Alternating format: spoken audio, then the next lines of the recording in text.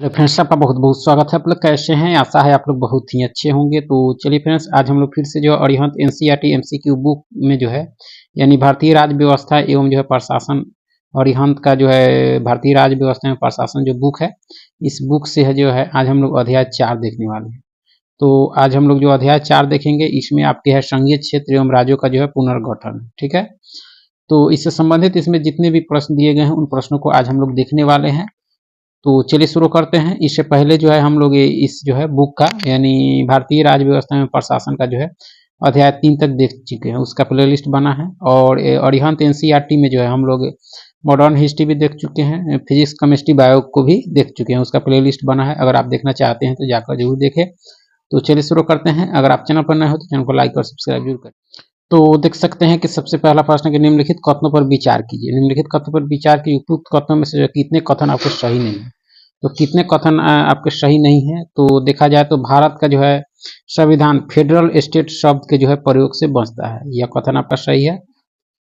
यानी देखना है कि कितने कथन आपके सही नहीं है। तो पहला कथन सही है। दूसरा है कि संविधान जो है भारत को राज्यों का संघ घोषित करता है, ये भी कथन सही है। संविधान जो है भारत को राज्यों का जो है केंद्र घोषित करता है, यह कथन आपका सही नहीं है। तो देखा जाए तो तीसरा कथन आपका सही नहीं है, बल्कि पहला और दूसरा कथन आपका सही है। देख सकते हैं दिए कथनों में से जो है केवल एक कथन अर्थात जो है 3 सही नहीं है, क्योंकि भारत का जो है संविधान भारत को राज्यों का संघ यानी अनुच्छेद 1 में है घोषित करता है, न कि राज्यों का केंद्र। ठीक है, भारतीय संघ जो है संघवाद के सिद्धांत पर आधारित है। संघवादी व्यवस्था में जो है शक्तियों का विभाजन केंद्रीय सत्ता तथा उसके जो है इकाइयों में होता है। भारतीय जो है संघ में राज्यों को जो है केंद्र से अलग होने का जो अधिकार नहीं है आता। तो इस तरह से देखा जाए तो तीसरा कथन आपका सही नहीं है, बल्कि दोनों कथन सही है। आगे के निम्नलिखित कथनों पर विचार कीजिए। उपयुक्त में से कौन से कथन आपके सही हैं? कौन से कथन आपके सही हैं? तो पहला कहता है कि भारतीय संघ में जो अधिकांश रियासतों का विलय जो है 15 अगस्त 1947 से जो है पूर्व ही कर लिया गया था, यह कथन सही है। ठीक है, रियासतों को जो भारतीय संघ में सम्मिलित कराने में जो सरदार पटेल ने जो महत्वपूर्ण भूमिका निभाई थी, ये भी कथन आपका सही है। दोनों कथन आपका सही है। ठीक है, देख सकते हैं भारतीय संघ में जो अधिकांश रियासतों यानी रजवाड़े जिनकी जो है सीमाएं स्वतंत्र भारत की नई सीमाओं से जो है मिलती थी, का विलय जो है शांतिपूर्ण बातचीत के द्वारा जो है 15 अगस्त 1947 से पूर्व ही जो है कर लिया गया था। अधिकतर जो है रियासतों यानी रजवाड़ों के जो है शासकों ने भारतीय संघ में अपने विलय हेतु एक सहमति पत्र पर हस्ताक्षर किया, जिसे जो है इंस्ट्रूमेंट ऑफ द एक्सेशन कहा जाता है। ठीक है, रियासतों के एकीकरण में या रजवाड़ों का जो है भारतीय संघ में विलय कराने में जो है सरदार जो है वल्लभ भाई पटेल की महत्वपूर्ण भूमिका थी। 15 अगस्त 1947 तक जो 136 रियासतों ने जो है भारत में विलय के लिए जो है विलय पत्र पर जो है हस्ताक्षर किए थे। ठीक है, तो इस तरह से देख सकते हैं कि दोनों कथन आपका सही है। आगे की हैदराबाद रियासत के संदर्भ में जो है कौन सा कथन आपका सही नहीं है? कौन सा कथन सही नहीं है? तो इसका कुछ हिस्सा जो है आज के महाराष्ट्र तथा कर्नाटक में और शेष हिस्सा जो है आंध्र प्रदेश में, यह कथन सही है। नहीं सही है उसको देखना है। तेलंगाना क्षेत्र के जो है किसान निजाम के जो है दमनकारी शासन से दुखी थे, भी सही है आपका। निजाम के शासन में जो है सबसे अधिक अत्याचार का शिकार जो है महिलाएं हुई थी, ये भी कथन सही है। हैदराबाद का शासक जो है भारतीय संघ में हैदराबाद का विलय करने को जो है तैयार था या तैयार नहीं था। तो देखा जाए तो चौथा कथन आपका सही नहीं है। ठीक है, देख सकते हैं डी कथन सही नहीं, क्योंकि हैदराबाद का जो है शासक जिसे निजाम कहा जाता था, हैदराबाद का विलय जो है भारतीय संघ में करने के पक्ष में नहीं था। वह जो है यह चाहता था कि हैदराबाद की जो है रियासत को आजाद रियासत का दर्जा दिया जाए। ठीक है, हैदराबाद की रियासत के लोगों के बीच जो है निजाम के शासन के जो है खिलाफ एक जो है आंदोलन शुरू हो गया। 13 सितंबर 1948 को भारतीय सेना ने जो है ऑपरेशन पोलो के अंतर्गत कार्रवाई की, जिसके बाद जो अंततः जो है निजाम ने आत्मसमर्पण कर दिया और हैदराबाद का विलय जो भारतीय संघ में हो गया आपका। ठीक है, चलिए आगे कि हैदराबाद के संदर्भ में निम्नलिखित कथनों पर विचार कीजिए। उपयुक्त में से कितने कथन आपके सही हैं? उपयुक्त में से कितने कथन आपके सही हैं? तो देखा जाए तो हैदराबाद के नवाब द्वारा जो है पारंपरिक मुसलमानों के एकजुट को जो है एक गुट को जो है इकट्ठा कर जो है इत्तेहादुल मुस्लिमीन नामक जो है दल बनाया गया तथा जो है राजाकर नामक सैन्य दल का गठन किया गया। ये कथन सही है।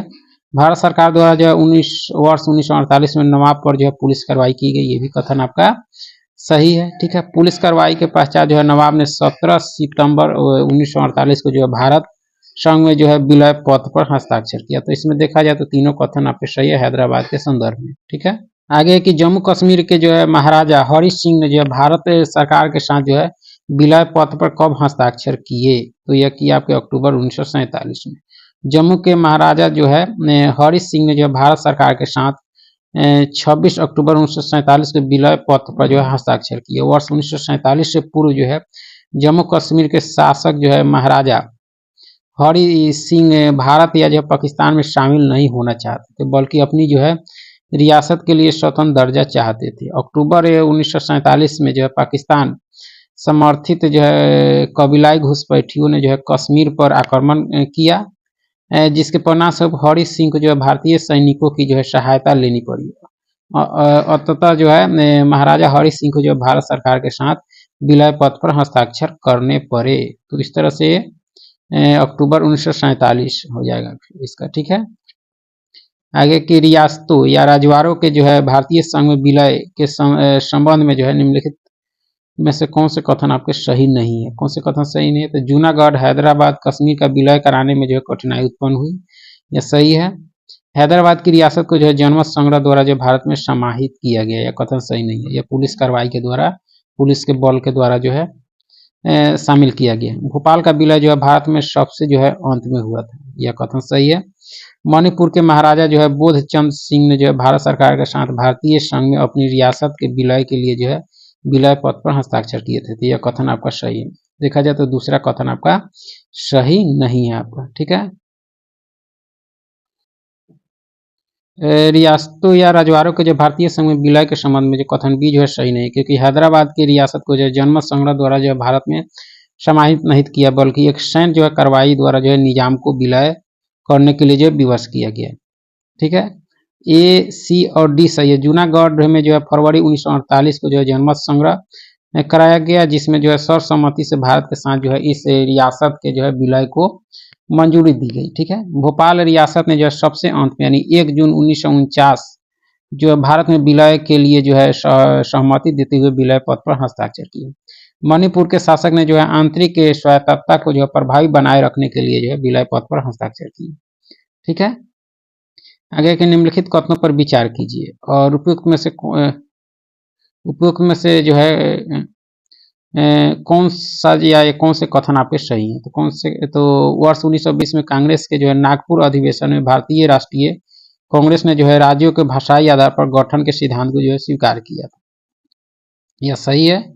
स्वतंत्रता प्राप्ति के पश्चात जो है राष्ट्रीय नेताओं ने जो सामाजिक आर्थिक चुनौतियों के जो है कारण राज्यों का जो भाषाई आधार पर गठन करने से जो है इनकार कर दिया था, ये भी कथन आपका सही है। तो देखा जाए तो दोनों कथन आपका सही है। ठीक है, देख सकते हैं 1920 में जो है कांग्रेस के नागपुर अधिवेशन के पश्चात यह मान लिया गया कि राज्यों का जो है पुनर्गठन भाषाई आधार पर होगा।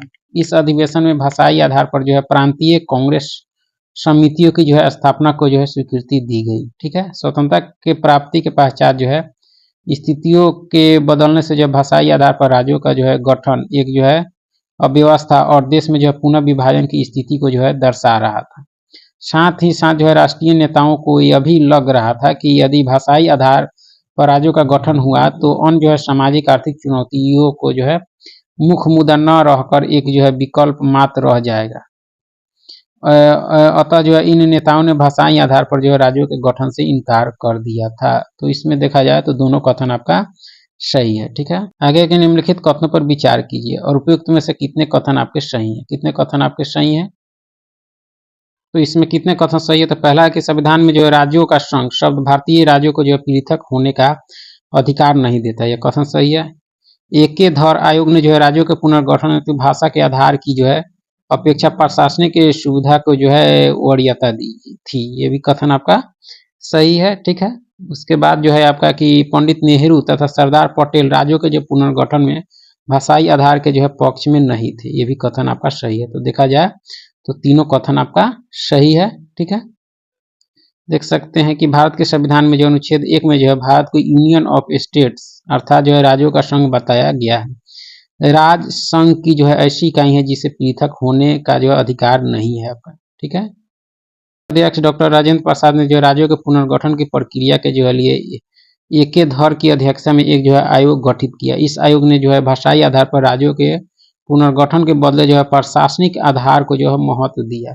धर आयोग की रिपोर्ट पर जो है कांग्रेस ने जयपुर अधिवेशन में जो है चर्चा की गई, जहां कार्य समिति में जो है शामिल जवाहरलाल नेहरू तथा सरदार जो है वल्लभ भाई पटेल ने जो है भाषाई पुनर्गठन का विरोध किया।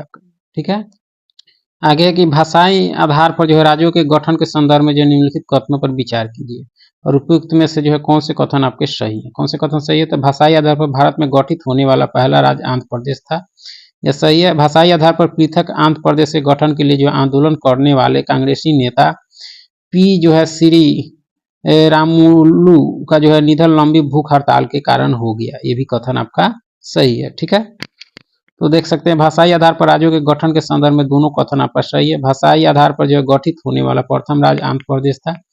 भारत सरकार द्वारा जो है अक्टूबर 1953 में जो है मद्रास में तेलुगु भाषी क्षेत्र को जो है पृथक कर जो है आंध्र प्रदेश का गठन किया गया था। भाषाई आधार पर पृथक जो है आंध्र प्रदेश की स्थापना के लिए जो है एक लंबा विरोध आंदोलन भी हुआ था, जिसके अंतर्गत 50 दिनों की जो है भूख हड़ताल के बाद एक कांग्रेसी कार्यकर्ता जो है पोट्टी श्री रामुलु का जो है निधन हो गया था आपका। तो इसमें दोनों कथन आपका क्या है? सही है। ठीक है, आगे की राज्य पुनर्गठन आयोग के संबंध में जो है निम्नलिखित कथनों पर जो है विचार कीजिए और उपयुक्त में से कितने कथन आपके सही नहीं है। कितने कथन आपके सही नहीं है? तो देखा जाए तो पहला कहता है कि इस आयोग का गठन जो है वर्ष 1953 में किया गया था, यह सही है। इस आयोग का कार्य जो है राज्यों के सीमांकन के मामलों पर विचार करना था, यह भी सही है। इस आयोग ने जो अपनी रिपोर्ट वर्ष 1956 में प्रस्तुत की। ठीक है, तो यह देखा जाए तो सही नहीं है, क्योंकि राज्य पुनर्गठन आयोग ने अपनी रिपोर्ट जो है 1956 में नहीं 1955 में प्रस्तुत की थी। तो इस तरह से तीसरा कथन आपका सही नहीं है। इसके अपनी रिपोर्ट में जो है स्वीकार किया कि राज्यों की जो है सीमाओं का निर्धारण वहां बोली जाने वाली जो है भाषा के आधार पर होना चाहिए, ये भी कथन आपका सही है। ठीक है, देख सकते हैं राज्य पुनर्गठन आयोग के संबंध में जो है केवल एक कथन अर्थात 3 जो है सही नहीं है, क्योंकि राज्य पुनर्गठन आयोग ने जो अपनी रिपोर्ट 1955 में प्रस्तुत की थी। ठीक है, राज्य पुनर्गठन आयोग को जो है फजल अली की अध्यक्षता में जो है वर्ष 1953 में गठित किया गया था। यह एक जो है 3 सदस्यीय आयोग था, जिसके जो है अन्य 2 सदस्यों में जो है एम जो है पनिकर और एच.एन. जो है कुंजरू शामिल थे आपके। ठीक है, इस आयोग का गठन जो है भाषाई आधार पर राज्यों के पुनर्गठन हेतु जो है किया गया था, क्योंकि आंध्र प्रदेश के गठन के पश्चात जो है अन्य राज्यों द्वारा भाषा के आधार पर पुनर्गठन की मांग उठने लगी थी। ठीक है, तो आगे के निम्नलिखित युग्मों पर जो है विचार कीजिए। सिद्धांत और उदाहरण दिए गए हैं, तो इसमें देखना है कि उपयुक्त युग्मों में से कितने युग्म जो है सही सुमेलित है। तो दिए गए जो है सभी युग्म जो है सही सुमेलित नहीं है आपका, यानी इसमें कोई युग्म सही सुमेलित नहीं है। वर्ष 1971 के युद्ध के पश्चात जो है जाति एवं भाषा के आधार पर जो है पाकिस्तान और बांग्लादेश की जो है सीमा का निर्धारण हुआ। पूर्वी पाकिस्तान को बांग्लादेश के रूप में तथा जो है पश्चिमी भाग को जो है पाकिस्तान के रूप में जाना जाता है। ठीक है, वर्ष 1947 में जो धर्म के आधार पर भारत और पाकिस्तान की सीमा का निर्धारण किया गया, जिसमें मुस्लिम बहुल क्षेत्रों को जो है भारतीय राज्य से जो है अलग कर पाकिस्तान बनाया गया। ठीक है, हिमाचल प्रदेश को जो है पंजाब से अलग कर एक नए राज्य के रूप में जो है स्थापित किया गया और उत्तराखंड को जो है उत्तर प्रदेश से अलग कर जो है एक नए राज्य के रूप में जो है स्थापित किया गया था। इन दोनों राज्यों के क्षेत्रों के जो है सीमांकन का आधार जो है राजनीतिक और प्रशासनिक था। ठीक है, झारखंड को जो है बिहार से तथा जो है छत्तीसगढ़ को मध्य प्रदेश से जो है अलग कर जो है नए राज्यों के रूप में स्थापित किया गया। इन राज्यों के आंतरिक क्षेत्रों का जो है सीमांकन भौगोलिक आधार पर किया गया था। तो इसमें देखा जाए तो कोई युग्म जो है सही सुमेलित आपका नहीं है। आगे के 1956 के जो है राज्य पुनर्गठन अधिनियम द्वारा जो है कितने राज्य और जो है संघीय क्षेत्रों की स्थापना की गई? यह की गई 14 राज्य और 6 संघीय क्षेत्रों की। यानी 1956 के राज्य पुनर्गठन अधिनियम द्वारा जो है 14 राज्य और जो है 6 संघीय क्षेत्रों की स्थापना की गई। राज्य पुनर्गठन आयोग ने जो अपनी रिपोर्ट 1955 में जो है प्रस्तुत की थी, जिसके आधार पर जो है 1956 में राज्य पुनर्गठन अधिनियम पारित किया गया। राज्य पुनर्गठन आयोग ने जो है सलाह दी थी कि जो है मूल संविधान के अंतर्गत जो है 4 आयामी राज्यों के वर्गीकरण को जो है समाप्त किया जाए और 16 राज्यों एवं जो है 3 केंद्र शासित क्षेत्रों का जो निर्माण किया जाए। इन संतुतियों को जो है भारत सरकार ने जो है बहुत कम परिवर्तन के साथ स्वीकार कर लिया परिवर्तनों के साथ स्वीकार कर लिया, लेकिन पुनः जो है कुछ संशोधित परिणामों के साथ 1 नवंबर 1956 को जो है 14 राज्य और 6 केंद्र शासित प्रदेशों का जो है गठन किया गया। तो 14 राज्य और 6 संघीय क्षेत्र जो है स्थापित किए गए। आगे के निम्नलिखित भारतीय राज्यों को जो है उनके गठन के अनुसार जो है कालानुक्रम बनाए तथा नीचे दिए कूट की सहायता से जो है सही उत्तर का चयन करें। तो देखा जाए तो सबसे पहले क्या हो जाएगा, गुजरात जो 1960 में, ठीक है। उसके बाद आपका क्या हो जाएगा, नागालैंड 1963। उसके बाद आपका हो जाएगा हरियाणा 1966, मेघालय 1972। तो इस तरह से ऑप्शन बी जो है इसके सही उत्तर है। आगे के निम्नलिखित में से कौन से जो है कथन गोवा, दमन और दीव के संबंध में जो है सही है। तो वर्ष 1947 के पश्चात भी गोवा, दमन और दीव पर जो है पुर्तगालियों का शासन रहा, यह सही है। भारतीय सेना ने जो है वर्ष 1961 में इन्हें जो है पुर्तगालियों से मुक्त कराकर जो है संघ शासित प्रदेश बना दिए, भी कथन आपका सही है। दोनों कथन आपके सही है। गोवा, दमन और दीव के संबंध में देख सकते हैं, गोवा, दमन और दीव के संबंध में जो कथन 1 और 2 यानी दोनों सही है आपका। 1947 में जो है भारत से ब्रिटिश अधिपत्य समाप्त होने के पश्चात भी जो है गोवा, दमन और दीव पर जो है पुर्तगालियों का शासन रहा। 19 दिसंबर 1961 को जो है भारतीय सेना के ऑपरेशन विजय अभियान के माध्यम से जो है गोवा तथा दमन एवं दीव को जो है पुर्तगाली अधिपत्य से जो है मुक्त कराया गया, जिसके पश्चात गोवा एक जो है संघ शासित प्रदेश बना। 3 सही नहीं है, जो है सही नहीं, क्योंकि गोवा का जो है एक पूर्ण राज्य के रूप में जो है गठन 30 मई 1900 जो है 87 में किया गया आपका, ठीक है। जबकि इसमें कह रहा है आपकी 1988 में, ठीक है। इस तरह से तीसरा सही नहीं है, पहला और दूसरा कथन आपका सही है। सिक्किम के संबंध में जो है निम्नलिखित कथनों पर विचार कीजिए। सिक्किम के संबंध में निम्नलिखित कथनों पर विचार कीजिए। ऊपर में कथन आपके सही है, सही नहीं, कितने कथन आपके सही है। तो स्वतंत्रता के पश्चात इसकी जो है रक्षा और विदेशी मामलों की जो है जिम्मेदारी भारत सरकार को जो है की थी आपकी, ठीक है, यह सही है। भारत में विलय से पूर्व जो सिक्किम भारत का सह प्रांत था, ये भी सही है। वर्ष 1975 में भारत का अभिन्न अंग बन गया, ये भी कथन आपका सही है, ठीक है। सिक्किम के संबंध में सभी कथन पहला, दूसरा, तीसरा सही है। स्वतंत्रता प्राप्ति के समय जो है सिक्किम भारत का अंग तो नहीं था, परंतु वह जो है पूर्ण रूप से जो है संप्रभु राष्ट्र भी नहीं था। सिक्किम की रक्षा तथा विदेशी मामलों की जो है जिम्मेदारी भारत सरकार की थी, जबकि सिक्किम के आंतरिक प्रशासन की जो है बागडोर यहाँ के राजा जो है चुंगियाल के हाथों में थी आपकी, ठीक है। सिक्किम विधानसभा के लिए जो है पहला लोकतांत्रिक चुनाव वर्ष 1974 में हुआ। इस चुनाव में जो है सिक्किम जो है कांग्रेस को बहुमत प्राप्त हुआ। यह पार्टी जो है सिक्किम को भारत के साथ जोड़ने के पक्ष में थी, हालांकि सिक्किम पूर्व में ही जो है भारत का सह प्रांत था, ठीक है। और 1975 में पारित एक प्रस्ताव के द्वारा जो है भारत के साथ सिक्किम के पूर्ण जो है विलय की बात कही गई। इसके लिए एक जो है जनमत संग्रह कराया गया और इस प्रकार जो है जनता के निर्णय के बाद जो है 1975 में सिक्किम भारतीय संघ का जो है 22वां राज्य बना। 36वें संविधान संशोधन 1975 का यह परिणाम था। आगे है कि भारत के जो है निम्नलिखित राज्यों के जो है बनने के सही कालानुक्रम की जो है पहचान नीचे दिए कूट की सहायता से करें। तो पहले यानी अरुणाचल प्रदेश होगा, जो आपके 1987 में बना होगा, ठीक है। उसके बाद आपके उत्तराखंड जो है 2000 में, ठीक है, ये भारत का 27वां राज्य। उसके बाद में झारखंड 15 नवंबर 2000 को झारखंड। उसके बाद में आपका तेलंगाना, जो आपके तेलंगाना आपके 2 जून 2014 को जो है तेलंगाना को भारतीय संघ का एक जो है राज्य बनाया गया। तो इस तरह से ऑप्शन सी जो है इसके सही उत्तर है। आगे के निम्नलिखित में से उस क्षेत्रों की पहचान कीजिए जो फ्रांस के जो है अधीन थे और बाद में जो है भारत के अंग बने आपके। वो आपके थे यमन थे, ठीक है, पांडिचेरी था, कराईकल था आपका। उसके बाद आपका क्या था, माहे था आपका, ठीक है। तो यमन, पांडिचेरी, कराईकल तथा माहे जो है ऐसे क्षेत्र थे जो फ्रांस के जो है अधीन थे, जबकि दादरा और नगर हवेली जो पुर्तगाल के अधीन थे। कालांतर में ये जो है सभी भारत के अंग बने। यमन, कराईकल तथा जो है माहे वर्तमान में पांडिचेरी की जो है प्रशासनिक व्यवस्था के अंतर्गत है। वर्ष 2006 में जो है पांडिचेरी का नाम बदलकर पुदुचेरी कर दिया गया था आपका, ठीक है। युग्म जो है सुमेलित नहीं, कितने युग्म इसमें सुमेलित नहीं है, तो देखा जाए तो इसमें जो है मिजोरम 1972 यह युग जो है आपका सही सुमेलित नहीं है, क्योंकि इसका गठन जो है 1987 में हुआ था। ठीक है। त्रिपुरा का देखा जाए आपका तो यह युग क्या है, सही है 1972। छत्तीसगढ़ 2001 ये सही नहीं है, क्योंकि 1 नवंबर 2000 को जो है छत्तीसगढ़ 26वां राज्य बना था आपका। तो पहला और तीसरा कथन जो है आपका क्या है, सही सुमेलित आपका नहीं है, देख सकते हैं।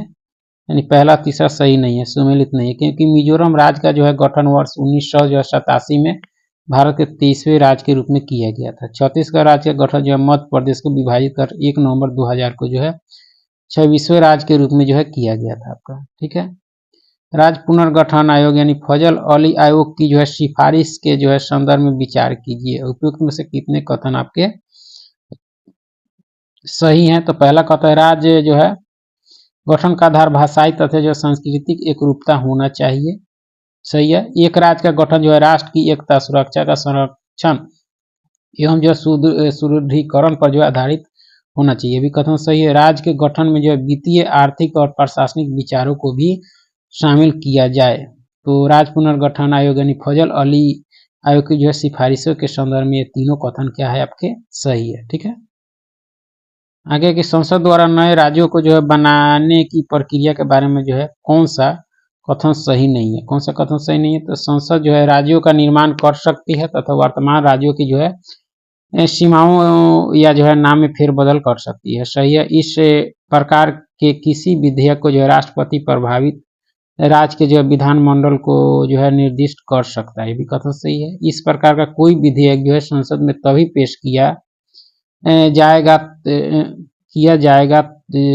जब राष्ट्रपति इसके लिए जो है सिफारिश करे, ये भी कथन सही है।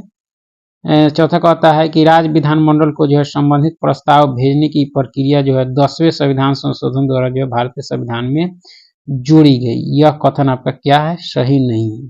ठीक है। देख सकते हैं संसद द्वारा नए राज्यों को बनाने की प्रक्रिया के बारे में कथन डी जो है सही नहीं है, क्योंकि नए राज्यों के गठन तथा वर्तमान राज्यों के सीमाओं या नाम में जो परिवर्तन संबंधी विधेयक को जो है राज्य की विधानसभा में जो है प्रेषित करने की जो है प्रक्रिया 5वें संविधान संशोधन अधिनियम 1955 द्वारा जो है भारतीय संविधान में जोड़ी गई आपकी। ठीक है। जबकि इसमें क्या कह रहा था आपका कि 10वें संविधान संशोधन द्वारा जोड़ा गया, जबकि यह 5वें संविधान संशोधन द्वारा जोड़ा गया। ठीक है। आगे के निम्नलिखित में से कौन सा कथन जो है नए राज्यों के निर्माण के बारे में जो है सही है। तो संसद किसी राज्य की जो है सीमाओं या नाम में जो है परिवर्तन कर सकता है, सही है। संसद किसी राज्य से जो है उसका राज्य क्षेत्र अलग करके नए राज्य का जो है निर्माण कर सकती है, भी सही है। इस संबंध में जो है संविधान पहले संबंधित राज्य के विधानमंडल को जो है विचार व्यक्त करने का अवसर देता है। ये देखा जाए तो उपयुक्त सारे कथन आपके सही है। ठीक है। दिए गए सभी कथन जो है राज्यों के निर्माण के बारे में सही है। संविधान में वर्णित जो अनुच्छेद 3 संसद को जो है अधिकृत करता है कि वह जो है किसी राज्य की सीमा में परिवर्तन कर सकेगी, किसी राज्य के नाम में जो है परिवर्तन कर सकेगी। ठीक है। आगे के निम्नलिखित युगों पर विचार कीजिए। राज्य का गठन और वर्ष दिया गया, उपयुक्त युग में से कितने युग में सही सुमेलित है। तो देखा जाए तो सही में पहला है कि अरुणाचल प्रदेश 1987, ये सही है आपका। नागालैंड 1962, यह सही नहीं है क्योंकि 1963 होगा। उत्तराखंड 2000, ये सही है आपका। दूसरा कथन आपका सही नहीं, यानी दूसरा युग सही सुमेलित नहीं है।